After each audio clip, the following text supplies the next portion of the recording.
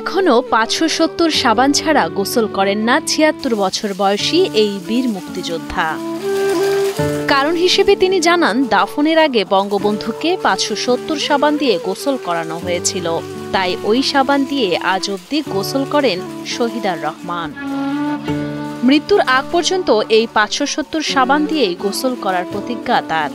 এমনকি মৃত্যুর পর তার মরদেহ গোসলে যেন ৫৭০ সাবান ব্যবহার করা হয় তা জানিয়ে রেখেছেন পরিবারকে। বঙ্গবন্ধুকে যেদিন এখান থেকে টঙ্গিপাড়ায় নিয়ে যায়, পানের দোকান ছিল ওখানে, ছোট একটা দোকান, সেখান থেকে ৫৭০ সাবান নিয়ে আসি বঙ্গবন্ধুকে গোসল দেওয়ার জন্য। সেখান থেকে আমি ৫৭০ সাবান দিয়ে গোসল করার ওয়াদা করি। শুধু তাই নয়, বঙ্গবন্ধুর খুনিদের ফাঁসি না হওয়া পর্যন্ত টানা ২০ বছর কাফনের কাপড় শরীরে জড়িয়ে দেশ জুড়ে ঘুরে বেরিয়েছেন রংপুরের এই বীর মুক্তিযোদ্ধা। পরবর্তীতে ২০১০ সালে সুপ্রিম কোর্টের চূড়ান্ত রায় কার্যকরের দিন শরীর থেকে কাফনের কাপড় খুলে পুড়িয়ে ফেলেন রণাঙ্গনের এই বীর সন্তান। যতদিন বঙ্গবন্ধুর খুনিদের ফাঁসি নাই হয় অতদিন আমি ২০ বছর কাফনের কাপড় পরে বেড়াচ্ছি, এ প্রান্ত থেকে সে প্রান্ত ঘুরে বেড়াচ্ছি। এছাড়াও বঙ্গবন্ধু কন্যা প্রধানমন্ত্রী শেখ হাসিনার সুস্বাস্থ্য কামনায় ৩৬ বছর ধরে প্রতি কোরবানি ঈদে পশু কোরবানি দেন এই মুক্তিযোদ্ধা শহীদার রহমান। মাননীয় প্রধানমন্ত্রী জননেত্রী শেখ হাসিনা বাবার হাল ধরেছে, এই হিসেবে তাকে আমি খুবই ভালোবাসি। সেই জন্য আমি তাকে ভালোবাসি, তার নামে গরু কোরবানি দেই প্রতি ঈদুল আজহায়। কোরবানি গোশত আমি জনগণকে বিলিয়ে দেই এবং আমিও খাই। ১৯৬৮ সাল থেকে আজ অবধি বঙ্গবন্ধুর সৈনিক হিসেবে নানা প্রতিকূল পরিবেশে স্থানীয় আওয়ামী লীগে নেতৃত্ব দিয়ে এসেছেন শহীদার। সুদীর্ঘ এই পথ চলায় অভিজ্ঞতার ঝুলিতে অর্জন হয়েছে অনেক কিছু। জীবন সায়ান্নে এসেও বঙ্গবন্ধু পাগল এই বীর মুক্তিযোদ্ধা। নিজ বাড়িতে স্বাধীনতার মহান স্থপতির সপরিবারে ছবি সহ মুক্তিযুদ্ধের নানা প্রতিচ্ছবি সম্মিলিত করেছেন বঙ্গবন্ধু কর্নার। দলের দীর্ঘ অভিজ্ঞতায় নতুন প্রজন্মের কাছে নিঃস্বার্থভাবে কাজ করে যাওয়ার আহ্বান তার। তবে এই দীর্ঘ সময়ে নানান কটাক্ষ শুনতে হয়েছে তাকে।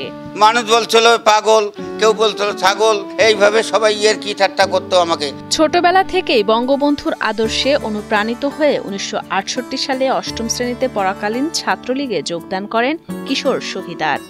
এরপর ৭ই মার্চের ভাষণে উদ্বুদ্ধ হয়ে মায়ের আঁচল থেকে ১৩ টাকা চুরি করে ছোট ভাইকে সাথে নিয়ে মুক্তিযুদ্ধে ঝাঁপিয়ে পড়েন সে সময়কার সাহসী কিশোর। ৭ই মার্চের ভাষণে উদ্বুদ্ধ হইয়া আমি মুক্তিযুদ্ধে যাওয়ার জন্য ছোট ভাইয়ের সাথে আলাপ আলোচনা করি এবং টাকা পয়সা না থাকায় মায়ের শাড়ির আঁচল থেকে ১৩ টাকা চুরি করে নিয়ে নদী পার হয়ে আমরা চলে যাই কালীগঞ্জ।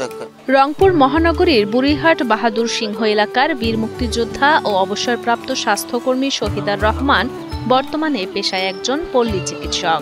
এ কারণে এলাকায় ডাক্তার শহীদার নামেও তিনি পরিচিত।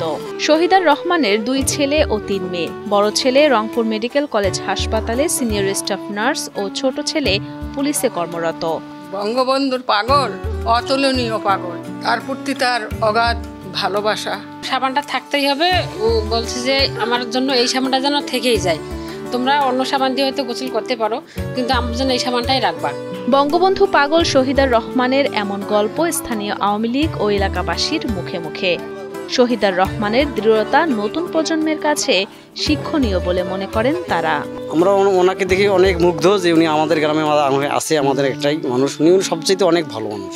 শেখ হাসিনার নামে কোরবানি দিয়েছে বহু বছর, এখনো দেয়। উনি বঙ্গবন্ধু হত্যার প্রথম ফাঁসির দাবিতে মরণের কাপড় গায়ে দিয়ে দীর্ঘদিন ছিল। মুক্তিযোদ্ধা শহীদার রহমানের এমন ভালোবাসা বঙ্গবন্ধু ও তার কন্যা প্রধানমন্ত্রী শেখ হাসিনার প্রতি অগাধ শ্রদ্ধা নিদর্শন বলে জানান রংপুরের সাবেক কমান্ডার বীর মুক্তিযোদ্ধা আকবর আলী। তাকে আমরা শ্রদ্ধা জানাই। বীর মুক্তিযোদ্ধা এরকম প্রধানমন্ত্রী মুক্তিযোদ্ধাদের জন্য যে ভাতা কিংবা অন্যান্য ব্যবস্থা করেছেন, এই জন্যও কিন্তু আমরা মাননীয় প্রধানমন্ত্রীকে মুক্তিযোদ্ধাদের পক্ষ থেকে ধন্যবাদ এবং কৃতজ্ঞতা জানাচ্ছি।